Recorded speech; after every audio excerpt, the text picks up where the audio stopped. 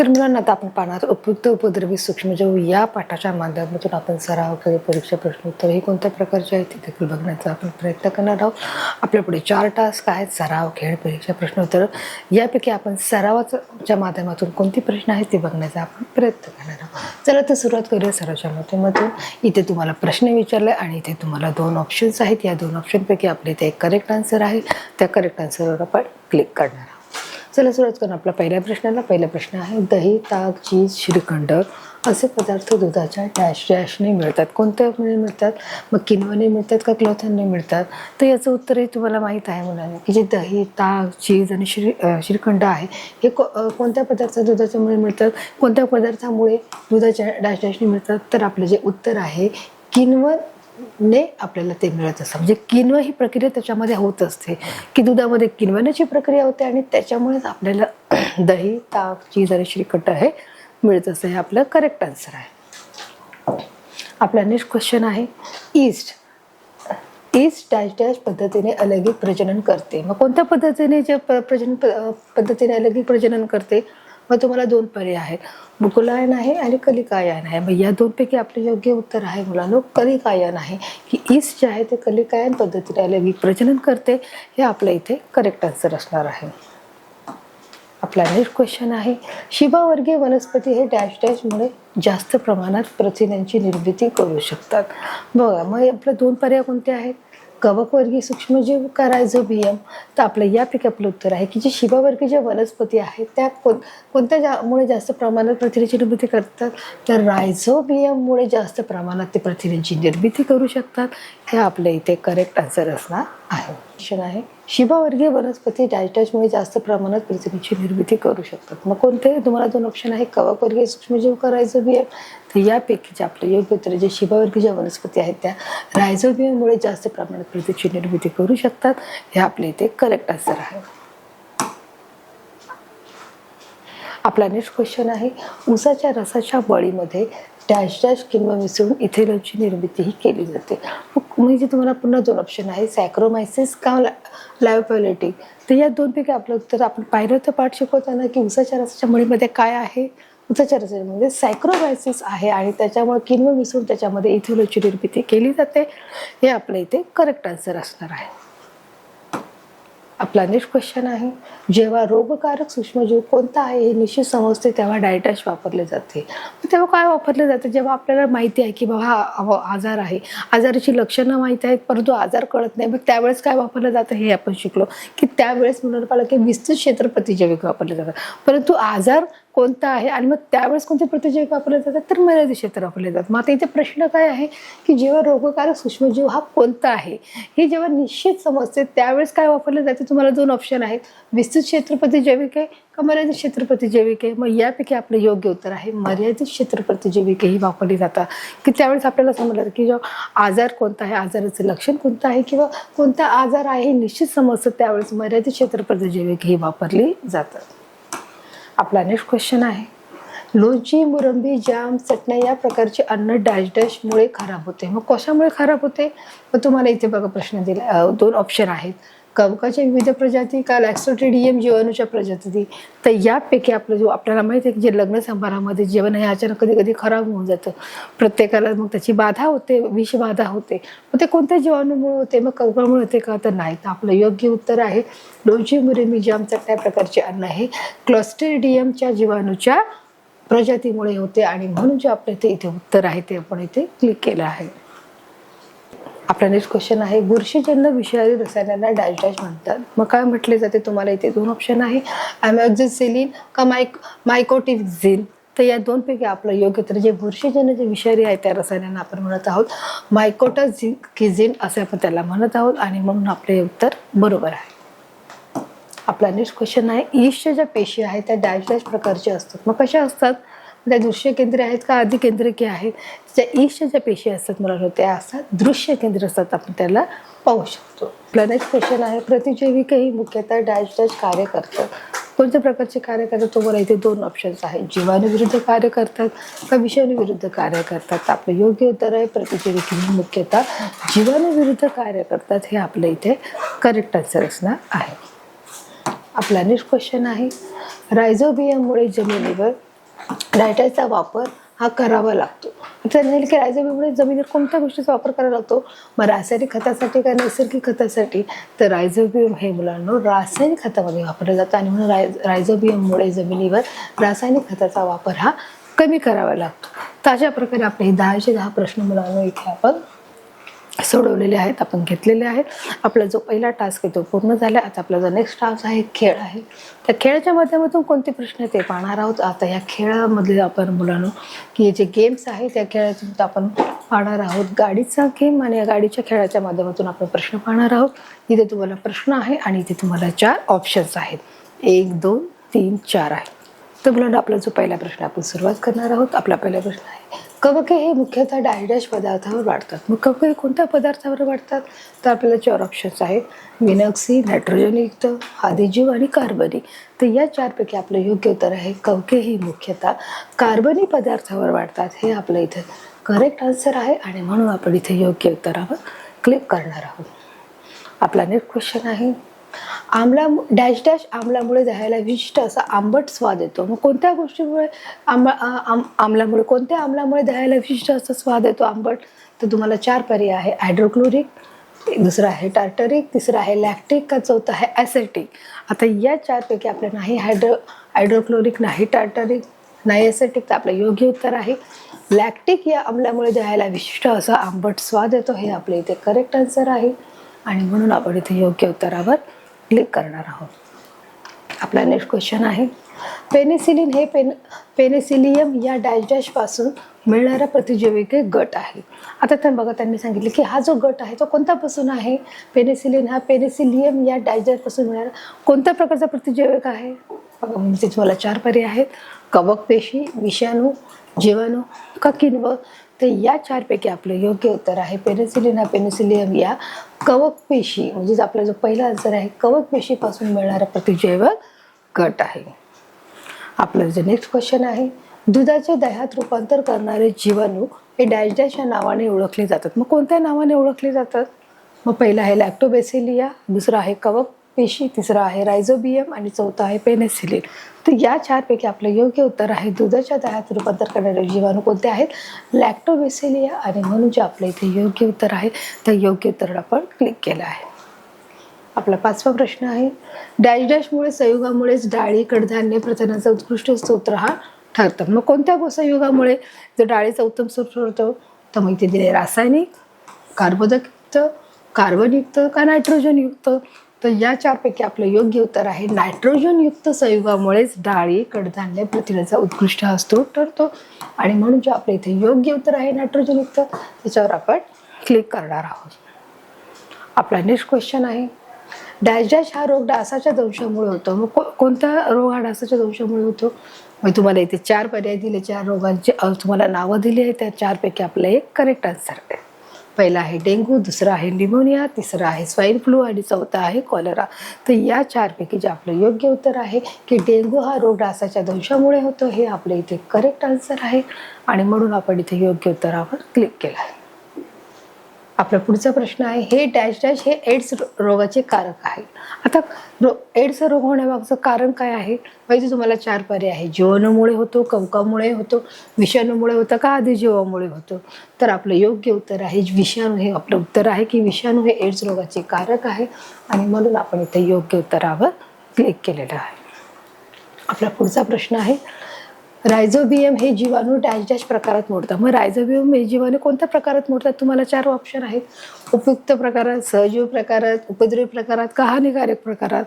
तर बघा रायझोबियम हे जीवाणू सहजीवी प्रकारामध्ये मोडले जातात आणि म्हणून आपण इथे योग्य उत्तरावर केले. कारण आपण पाठ्यपुस्तकाला पाहिलं की हे कसे आहेत? सहजीवी प्रकारामध्ये आहेत. आपला पुढचा प्रश्न आहे पुढीलपैकी कोणते विस्तृत प्रतिजैविक नाही आहे त्यांनी सांगितलं आहे. आता कोणते नाही आहे? तर बघा त्यांनी सांगितले पहिला आहे ॲम्फिपेसिलिन, दुसरा आहे टेट्रासाइक्लिन, तिसरं आहे पेनिसिलिन आणि चौथा आहे अमॅक्झिसिलिन.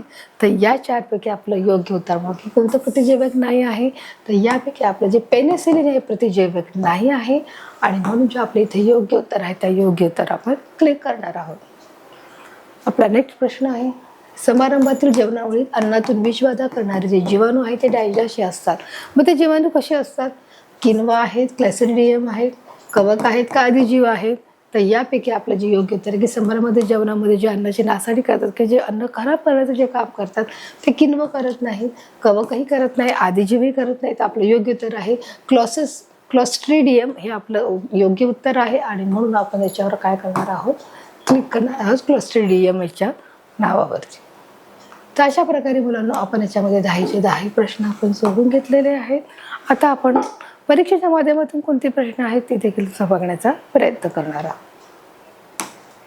बघा इथे देखील तुम्हाला खेळाच्या माध्यमात जसे तुम्हाला इथे 4 ऑप्शन होते तसे इथे पण 4 ऑप्शन आहेत आणि इथे प्रश्न आहे आणि या 4 ऑप्शनपैकी आपलं एक योग्य उत्तर इथे असणार आहे. बघा इथे दिले आहे पहिला प्रश्न, डॅश हा रोग डासाच्या दंशामुळे होतो. मग इथे तुम्हाला 4 प्रकार दिले की जे रोगांची नावं आहेत, डेंग्यू, स्वाईन फ्लू, निमोनिया आणि कॉलरा. तर यापैकी आपलं योग्य उत्तर आहे डेंग्यू हा रोग डासाच्या दंशामुळे होतं. हे आपल्या इथे करेक्ट आन्सर आहे. आपला नेक्स्ट क्वेश्चन आहे, डॅश हे एड्स रोगाचे कारण आहे. मग एड्स होण्यामागचं कारण काय आहे तर तुम्हाला 4 इथे जे जीवाणू आहे, जे सूक्ष्म जीव आहेत त्यांची नावं दिली आहेत. मग जीवाणू आहे, विषाणू आहे, कवक आहे का आदिजीव आहे.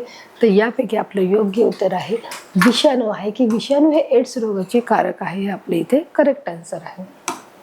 आपला नेक्स्ट क्वेश्चन आहे, समारंभातील जेवणावेळी अन्नातून विषबाधा करणारे जीवाणू डॅश हे असतात. मग कोणते जीवाणू असतात की जे आपले जेवण खराब करतात, नागाडी करतात किंवा जे जेवण विषबाधा ठरलं जातं. तर तुम्हाला 4 पर्याय आहे, किण्व आहे, कवक आहे, क्लॉस्ट्रिडियम आहे का आदिजीव आहे. तर यापैकी आपलं योग्य उत्तर आहे क्लॉस्ट्रिडियम आहे. जे बघा की समर्थ जेवणावेळी अन्नातून विषबाधा करणारे जे जीवाणू आहे त्याला आपण म्हणणार आहोत क्लॉस्ट्रिडियम. पुढचा आपला प्रश्न आहे, दुधाचे दह्यात रूपांतर करणारे जीवाणू हे डॅश या नावाने ओळखले जातात. कोणत्या नावाने ओळखले जातात.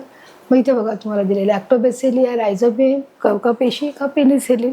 तर या 4 पैकी बघा आपले जे योग्य उत्तर आहे दुधाचे दह्यात रूपांतर करणारे जे जीवाणू आहेत ते लॅक्टोबॅसिलिया हे उत्तर आहे आणि म्हणून आपण या उत्तरावर क्लिक केलं आहे. आपला नेक्स्ट क्वेश्चन आहे, पेनिसिलिन या पेनिसिलियम या डॅश पासून मिळणारे प्रतिजैविके गट आहे. आता त्यांनी सांगितलं की यापैकी 4 कोणत्या प्रकारचा तो गट आहे. कवक पेशी आहे, जीवाणू आहे, विषाणू आहे का किण्व आहे. तर यापैकी आपलं योग्य उत्तर आहे पेनिसिलिन हे पेनिसिलिन या कवक पेशीपासून मिळणारा हा जो प्रतिजैविकाचा गट आहे आपलं करेक्ट आन्सर आहे. आपला नेक्स्ट क्वेश्चन आहे, डॅश आम्लामुळे दह्याला विशिष्ट असा आंबट स्वाद येतो. मग कोणत्या आम्लामुळे दह्याला विशिष्ट आणि आंबट असा स्वाद येतो. मग इथे बघा इथे तुम्हाला आम्लाची नावं दिली, हायड्रोक्लोरिक आम्ल, लॅक्टिक आम्ल, टार्टरिक आम्ल का ॲसिटिक आम्ल. यापैकी आपलं योग्य उत्तर आहे लॅक्टिक आम्लामुळे दह्याला विशिष्ट असा आंबट स्वाद येतो. हे आपलं करेक्ट आन्सर आहे. आपला नेक्स्ट क्वेश्चन आहे, रायझोबियम हे जीवाणू डॅश प्रकारात मोडतात. मग कोणत्या प्रकारात मोडतात. उपयुक्त, उपद्रवी, सहजीवी का हानिकारक. तर यापैकी आपलं योग्य उत्तर आहे जे रायझोबियम नावाचे जे जीवाणू आहेत ते आपल्यासाठी कसे आहे ते सहजीवी प्रकारामध्ये मोडले जातात. हे आपलं करेक्ट आन्सर आहे. आपला पुढचा प्रश्न आहे, पुढीलपैकी कोणते विस्तृत प्रतिजैविक नाही आहे की जे अँटीबायोटिक आहे. प्रतिजैविक म्हणजे काय, जे अँटीबायोटिक आहे. मग कोणते नाही आहे तर तुम्हाला 4 पर्याय आहे, एम्पिसिलिन, पेनिसिलिन, टेट्रासाइक्लिन का ॲमोक्सिसिलिन. तर यापैकी आपलं योग्य उत्तर आहे मुलांनो पेनिसिलिन हे काय आहे प्रतिजैविक नाही आहे. आपलं करेक्ट आन्सर आहे. आपला नेक्स्ट क्वेश्चन आहे, डॅश संयुगामुळे डाळी, कडधान्य प्रथिनाचा उत्कृष्ट स्रोत ठरला जातो. कशामुळे. मग रासायनिक, कार्बनयुक्त, कार्बोदकयुक्त का नायट्रोजनयुक्त. तर या 4 पैकी आपलं योग्य उत्तर आहे नायट्रोजनयुक्त. नायट्रोजनयुक्त संयुगामुळे डाळी, कडधान्य व प्रथिनाचा उत्कृष्ट हा स्रोत ठरला जातो. हे आपलं करेक्ट आन्सर आहे. आपला जो 10वा प्रश्न आहे, कवक हे मुख्यतः डॅश पदार्थावर वाढतात. मग कवक हे कोणत्या पदार्थावर वाढतात. मग तुम्हाला प्रश्न दिला बघा, ऑप्शन्स आहेत, विनॅक्सी, आदिजीव, नायट्रोजनयुक्त का कार्बनी. तर यापैकी आपलं योग्य उत्तर आहे मुलांनो कार्बनी आहे की कवक हे मुख्यतः कार्बनी पदार्थावर वाढतात. हे आपलं करेक्ट आन्सर इथे असणार आहे. आता आपण पाहणार आहोत प्रश्नोत्तराच्या माध्यमातून कोणते प्रश्न आहेत. काही लघुत्तरी प्रश्न, काही दीर्घोत्तरी प्रश्न. हर एक प्रश्न जे आहेत ते प्रश्न बघण्याचा आपण प्रयत्न करणार आहोत. चला तर सुरुवात करूया प्रश्नोत्तराचा. आपला पहिला प्रश्न आहे, दुधाच्या दह्यात रूपांतर होणे या प्रक्रियेचे वर्णन करा. की दुधाच्या दह्यामध्ये कशा प्रकारे ते रूपांतरित होत आहे ती मेथड किंवा ती पद्धत आपल्याला ते सांगायची आहे. बघा इथे दिले आहे, जो लॅक्टोबॅसिलिया जो जीवाणू आहे जो लॅक्टोबॅसिलस जीवाणू हा दुधातील लॅक्टोजिक शर्करेचे किण्वन प्रक्रियेमध्ये लॅक्टिक आम्लात रूपांतर करतात. बघा इथे त्यांनी क्लिअर केलं की जो दुधामध्ये आहे लॅक्टोबॅसिलस जो जीवाणू आहे तो दुधातील जो लॅक्टोज नावाचा जो शर्करेचा किण्वचा तो लॅक्टिक आम्लामध्ये तो रूपांतरित करतो. त्यामुळे दुधातील प्रथिनेचे क्लोथिन होऊन ते इतर घटकापासून वेगळे होतात. यालाच आपण काय म्हणत आहोत, दही म्हणत आहोत. समजलंय मुलांनो की दुधाचे दह्यात रूपांतर होणे म्हणजे काय हे कळालं आहे. हा भाग आपला इथे क्लिअर झालेला आहे की लॅक्टोबॅसिलस जीवाणू हा दुधातील लॅक्टोज शर्कराचे किण्वन प्रक्रियेने लॅक्टिक आम्लात रूपांतर करतात व दुधातील प्रथिनांचे क्लोथन होऊन ते इतर घटकापासून ते वेगळे केले जातात. त्यालाच आपण काय म्हणत आहोत, त्याला दही म्हणतात. म्हणजे दुधाचे दह्यात रूपांतर होणे आपली मेथड इथे क्लिअर झालेली आहे. आपला नेक्स्ट क्वेश्चन आहे लॅक्टोबॅसिलस जीवाणूची माहिती द्या. आता जो लॅक्टोबॅसिलस हा जो जीवाणू आहे तो कशामध्ये आढळतो आपल्याला, तो आपल्याला दुधामध्ये आढळतो. आणि त्याच्यापासून दूध, दही, आपण बोलू शकतो की दही आहे, श्रीखंड आहे, तूप आहे, लोणी आहे, हे बनले जातं. ताक आहे. बघा लॅक्टोबॅसिलस जीवाणू म्हणजे आपण पाहत आहोत की दही, ताक यामध्ये आढळणारे लॅक्टोबॅसिलस, जसं मी आत्ताच सांगितलं की दह्यामध्ये, ताकामध्ये कोणता जीवाणू आहे की बघा हा लॅक्टोबॅसिलस हा जीवाणू आहे. यामध्ये आढळणारे लॅक्टोबॅसिलस जीवाणू हा उपयुक्त आहे. याचा आकार कसा आहे, सूक्ष्म आणि आयताकृती असो होतो. विनाक्षी जीवाणू आहे, म्हणजे विनाक्षी जीवाणू हे प्रकारामध्ये मोडले जातात, म्हणजे त्याला ऑक्सिजनची देखील गरज नाही. तर अशा प्रकारे लॅक्टोबॅसिलस जीवाणूची माहिती आपण दिली आहे. दुधामध्ये आणि ताकामध्ये जीवाणू असं जे आढळतात आणि ते आपल्याला उपयुक्त असे आहेत आणि यांचा आकार कसा आहे, आयताकृती आहे.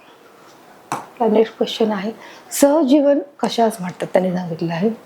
बघा शिभावर्गीय वनस्पतीच्या मुळावरील गाठीत रायझोबियम या रोपट्याला नायट्रोजनयुक्त पदार्थ पुरवतात. त्या बदल्यात रोपट्याकडून कार्बोदकाच्या स्वरूपात ऊर्जा मिळतात. या परस्पर फायद्याच्या नात्याला सहजीवन असे म्हणतात. आता बघा इथे त्यांनी क्लिअर केले की जो शिभावर्गीय वनस्पती आहे ती देखील मी तुम्हाला पाठ शिकवताना चित्राच्या माध्यमातून सांगितलं की शिभावर्गीय जी वनस्पती कशी आहे, त्याच्या मुळामध्ये जे गाठी असतात त्या गाठीमध्ये काय आहे, रायझोबियम नावाचा पदार्थ आहे. बघा त्याच्या मुळाच्या गाठीमध्ये काय आहे, रायझोबियम नावाचा जो हा एक प्रकार रायझोबियम असतो जो जीवाणू आहे त्या रोपट्याला नायट्रोजनयुक्त पदार्थ पुरवतो व त्या बदल्यामध्ये रोपट्याकडून आणि त्याच्या बदल्यात रोपट्याकडून काय मिळतं आहे, कार्बोदकाच्या स्वरूपात ऊर्जा मिळवते. मग अशा प्रकारे त्यांची आदान प्रदानाची ही प्रक्रिया ही सुरू असते आणि अशा प्रकारे परस्पर फायद्याच्या नात्यालाच काय म्हटलं आहे, सहजीवन असं इथे म्हटलेलं आहे. तर म्हणून हे आपल्या इथे क्लिअर झालेले आहे. आपला नेक्स्ट क्वेश्चन आहे किण्वन म्हणजे काय. आता किण्वन प्रक्रिया ही आपल्या सर्वांना माहितीच आहे. पाठ शिकवताना पण मी सांगितले की स्वतःचे पोषण करताना ईस्ट म्हणजे किण्वन द्रावणातील कार्बोदकाचे रूपांतर हे अल्कोहोल व कार्बन डायऑक्साईड वायूमध्ये करतात. या प्रक्रियेलाच काय म्हटलं जातं, किण्वन म्हटलं जातं. म्हणजे जसं आपण बघा इडली करायची असेल तर आपण तांदूळ आणि जे उडदाची डाळ आहे ती एकत्र भिजवून ठेवतो, नंतर ती वाटून रात्रभर ठेवतो, म्हणजे त्याच्यामध्ये किण्वन प्रक्रिया होते, त्याच्यामध्ये ईस्ट तयार होतो. मग ते कशा प्रकारे होतं की त्याचं सायंटिफिक रिझन इथे तुम्हाला दिलेले आहे की स्वतःचे पोषण करताना ईस्ट म्हणजे किण्वन द्रावणातील कार्बोदकाचे जे रूपांतर आहे ते अल्कोहोल आणि कार्बन डायऑक्साईड वायूमध्ये करतात. यालाच आपण काय म्हणत आहोत, किण्वन प्रक्रिया म्हणणार आहोत. आपला नेक्स्ट आहे व्याख्या लिहा. आता आपल्याला डेफिनेशन सांगायची की प्रतिजैविक म्हणजे जो अँटीबायोटिक आहे त्याची आपल्याला व्याख्या द्यायची की जे अँटीबायोटिक करतात सूक्ष्मजीवांचा नाश करतात व त्याच्या वाढीस प्रतिकार करणारे जे जीवाणू आहे ते कवकापासून मिळवलेली कार्बनी संयुगे म्हणजेच काय आहे, प्रतिजैविक आहे. बघा कवकापासून मिळालेली जे संयुगे आहेत, कवकापासून मिळालेली जी कार्बनी संयुगे आहेत त्यास काय म्हटले गेले आहे, प्रतिजीविके आहे. आणि हे प्रतिजीविके काय करत आहेत, सूक्ष्मजीव आहे जे आपल्याला हार्मफुल जे बॅक्टेरिया आहे, हार्मफुल जे मायक्रोवेव्ह आहेत त्यांना मारण्यासाठी, त्यांचा नाश करण्यासाठी त्याचा उपयोग होतो. आणि ही जी प्रतिजीविके आहेत ही कवकापासून मिळणारी संयुगे कार्बनी संयुगे म्हणजेच काय आहे, प्रतिजीविके आहेत. हे आपल्या इथे क्लिअर झालं आहे. आपला नेक्स्ट क्वेश्चन आहे पेनिसिलिन या प्रतिजैविकाचा उपचार कशासाठी होतो. बघा आता जो पेनिसिलिन आहे आपण पाहिलेला आहे की नाक, कान, घसा, त्वचा की याच्या उपचारासाठी पेनिसिलिनचा वापर केला जातो. म्हणजे हे देखील काय आहे, एक प्रतिजैविक आहे. बघा नाक, कान, घसा, त्वचा यांना जीवाणूमुळे होणारा जो संसर्ग आहे तसेच निमोनिया, स्कॉटलँड फीवर यावर उपचार करण्यासाठी आणि या सर्व गोष्टी उपचार करण्यासाठी पेनिसिलिन युक्त ही औषधे ही उपयुक्त आहेत. समजले मुलांना की पेनिसिलिन या प्रतिजैविकाचा उपयोग उपचार कशासाठी केला जात आहे? नाक, कान, घसा, त्वचा या संघाणूपासून आपल्या एवढा जे संसर्ग होतात, त्याचप्रमाणे जो निमोनिया आहे, जो आपला स्कॉटलँड जो फीवर आहे, यावर उपचार करण्यासाठी पेनिसिलिन औषध हे आपल्याला उपयुक्त ठरते. नेक्स्ट क्वेश्चन आहे, कपड्यामध्ये डांबराच्या गोळ्या ठेवल्या जातात कारण लिहा. आपण घरामध्ये आई ठेवते ना, कपड्यामध्ये डांबराच्या गोळ्या ठेवते जेणेकरून त्या कापड खराब होऊ नये किंवा एखाद्या ठिकाणी गंज लागू नये. मग त्याच्यामुळे त्या गोळ्या ठेवल्या जातात आणि त्याच्यामुळे ते सुरक्षित राहते. जे कपडे आहेत, आपले बूट आहेत, जे आपल्या वस्तू आहेत, त्याला कोणत्याही प्रकारचं खराब होण्याची शक्यता नसते. कारण हवेमध्ये कवकाचे सूक्ष्मजीव बीजाणू असतात. सगळ्यात पहिलं कारण काय आहे की हवा आहे, त्या हवेमध्ये काय आहे, कवकाचे सूक्ष्मजीव इथे आपल्याला आढळतात. मग ते ओलावा मिळाल्यास ते कापड, मग जर ओलावा मिळाला तर कापड म्हणा, गोनपट म्हणा, चामडे म्हणा, अशा कार्बनी पदार्थावर बीजाणू रुजतात. मग त्या कवकांना काय मिळालं आहे, त्या सूक्ष्म बीजाणूंना काय मिळालं आहे, जर ओलावा मिळाला, मग मग ते काय करतात, ते कपडावर बसतात, ते गोनपाटावर बसतात, चामड्यावर बसतात, अशा कार्बनी पदार्थावर बीजावर ते रुजतात. मग कवकाची तंतू मुळाच्या पदार्थावर खोलवरती जातात, बुरशी पकडते, कपड्यावर बुरशी निर्माण करतात आणि म्हणून कपड्यामध्ये डांबराच्या ह्या गोळ्या ठेवल्या जातात की जेणेकरून ते बीजाणू त्याच्यामध्ये पसरले जाऊ नये, ते खोलवर जाऊ नये आणि त्या वस्तूंचं नुकसान होऊ नये. म्हणजे ते कापड असू दे, त्याप्रमाणे चामडं असू दे, गोनपाट असू दे, ते खराब होत नाही. तर अशा प्रकारे आपला ज्याचा उपयोग आहे डांबराच्या गोळ्याचा, तो आपण इथे सांगितलेला आहे की ज्याच्यामध्ये कारण हवेमध्ये काय आहे, कवकाचे सूक्ष्म जे बीजाणू असतात ते फिरत राहतात. त्यांना जर ओलावा मिळाला तर ओलाव्यामुळे त्या गोष्टी खराब होण्याची शक्यता असते. चला आपला पुढचा प्रश्न पाहणार आहोत. आपला नेक्स्ट क्वेश्चन आहे, क्लॉस्ट्रिडियम जीवाणूचे वैशिष्ट्य काय आहे ते सांगायचं आहे. तर क्लॉस्ट्रिडियम हा काय आहे बघा की शिजवलेले जे अन्न आहे, आपण पाहिलं की जे समारंभामध्ये म्हणजे जेवण आहे, ते जेवण आपलं खराब होतं, कितीतरी जे वेस्ट होतं किंवा ते आपल्याला बऱ्याच जणांना विषबाधा देखील होत जाते. तर मग ते विषबाधा होण्यामागचा महत्त्वाचा जो जीवाणू आहे तो कोण आहे, क्लॉस्ट्रिडियम आहे. मग त्याच्यामुळे हे अन्न खराब होतं. शिजवलेले अन्न खराब करणारे हे जीवाणू आहेत. म्हणजे अन्न शिजवलेले आहे, चांगल्या प्रकारे जरी शिजवलं तरी खराब करण्याचे जीवाणू आहेत ते कोण आहे, क्लॉस्ट्रिडियम आहे. ते प्रतिकूल परिस्थितीत बीजाणू तयार करतात. ते ऑक्सिजनच्या हवेतील सर्वसामान्य प्रमाण हे सहन करू शकत नाहीत, म्हणजेच कारण ते बिना ऑक्सी परिस्थितीत देखील वाढतात आणि ऑक्सिजनची त्यांना गरजही नसते. ते बिना ऑक्सिजनशिवाय राहू शकतात आणि त्याचप्रमाणे ते सर्वसामान्य परिस्थितीमध्ये ऑक्सिजनच्या हवेतील जे सर्वसामान्य जे प्रमाण आहे ते सहन करू शकत नाहीत. म्हणजेच ते कसे आहेत, विनाऑक्सी आहेत. ते विनाऑक्सी परिस्थितीत इथे वाढत राहतात आणि अशा प्रकारे क्लॉस्ट्रिडियम जीवाणूचे वैशिष्ट्य आहे ते जे शिजवलेले अन्न खराब करण्याचं काम करतात आणि त्यामुळे या परिस्थितीत बीजाणू ते तयार करतात. ते जी प्रतिकूल परिस्थिती जरी असली तरी त्याच्यामध्ये ते आपले बीजाणू तयार करण्याचं ते काम करतं. आपला नेक्स्ट क्वेश्चन आहे, एड्स या रोगाचा कारक कोण आहे व त्याचा प्रसार कसा होतो. तर एड्स या रोगाचा कारक काय आहे मुलांनो, की जो विषाणू आहे आणि त्याचा जो प्रसार जो केला जातो, बघा आपण पाहिलं आहे एड्स या रोगाचा कारक विषाणू आहे आपण सांगितलं आहे. व त्याचा प्रसार एड्स झालेल्या व्यक्तीच्या शरीरातील रक्त म्हणा, वीर्य म्हणा किंवा आईचे जे दूध आहे त्याच्यामार्फत देखील होत असते. आपला नेक्स्ट क्वेश्चन आहे, खालील पदार्थात आढळणाऱ्या सूक्ष्मजीवांची नावे लिहा. आता तुम्हाला काही इथे नावं सुचवली गेली आहेत की नाव दिले आहेत की त्याच्यापुढे तुम्हाला सूक्ष्मजीवांचं नाव सांगायचं आहे. मग इथे दही आहे, पाव आहे, कडधान्य आणि मुळावरील ज्या गाठी आहेत, खराब झालेली बटाटा भाजी आहे. तर अशा प्रकारे बघा इथे त्यांनी दिलेले आहे. मग दही आहे तर दह्यामध्ये काय आहे, लॅक्टोबॅसिलिया आहे. पाव आहे तर पावामध्ये साहजिकच ईस्ट आहे, आपल्या सगळ्यांना माहीत आहे. कडधान्याच्या मुळावरील गाठी काय आहेत, तर रायझोबिया आहे, रायझोबिया. आणि खराब झालेल्या बटाट्याची भाजी त्याच्यामध्ये काय क्लॉस्ट्रिडियम आहे. हे देखील आपल्याला माहिती आहे की अन्न शिजवलेलं जे अन्न आहे ते खराब करण्याचं काम कोणतं जीवाणूचं आहे, तर क्लॉस्ट्रिडियम याचं आहे. तर अशा प्रकारे बघा आपण इथे जे 4 प्रकार घेतले आहेत, दही आहे, पाव आहे, कडधान्याच्या ज्वारीच्या गाठी आहेत आणि खराब झालेली जी बटाट्याची जी भाजी आहे, तर या सर्वांचे जे त्याच्यामध्ये असणारे जे घातक जे जीवाणू आहेत ते आपण इथे सांगितले आहेत की त्यांनी सांगितले की खालील पदार्थ आढळणाऱ्या सूक्ष्मजीवांची नावं सांगा. मग या सर्व पदार्थामध्ये हे सर्व सूक्ष्मजीव आपल्याला आढळून येत असतात. हे आपल्या इथे क्लिअर झालेले आहे. अशा प्रकारे आपण उपयुक्त उपद्रवी सूक्ष्मजीव याच्या पाठाच्या माध्यमातून आपण घेतलेले जे सराव, खेळ, परीक्षा, प्रश्न उत्तर हे आपण इथे क्लिअर केलेले आहेत. आपण इथे पूर्ण याचा आढावा घेतलेला आहे आणि या पाठाच्या दरम्यान असलेले जे हर एक प्रकारचे जे घटक आहेत ते लॅक्टोबेसिली आहे, रायझोबियम आहे, त्याचप्रमाणे किनवा आहे, ईस्ट आहे आणि त्याचप्रमाणे आपण इतर जे सूक्ष्मजीव आहेत या सर्व इतर घटकांचा देखील आपण इथे व्यवस्थितपणे चित्राच्या माध्यमातून आणि स्पष्टीकरणाच्या माध्यमातून समजून घेण्याचा प्रयत्न केला आहे. त्याचप्रमाणे आपण या पाठाच्या दरम्यान असणारे सराव, खेळ, परीक्षा, प्रश्न उत्तर देखील कोणते आहेत ते देखील समजून घेण्याचा प्रयत्न केला आहे. तर अशा प्रकारे मुलांना हा पाठ तुम्हाला अतिशय सोप्या भाषेत सांगितला आहे, तर तुम्हाला समजला आहे मला खात्री. भेटूया एका नवीन भागामध्ये, एका नवीन पाठामध्ये. तोपर्यंत धन्यवाद.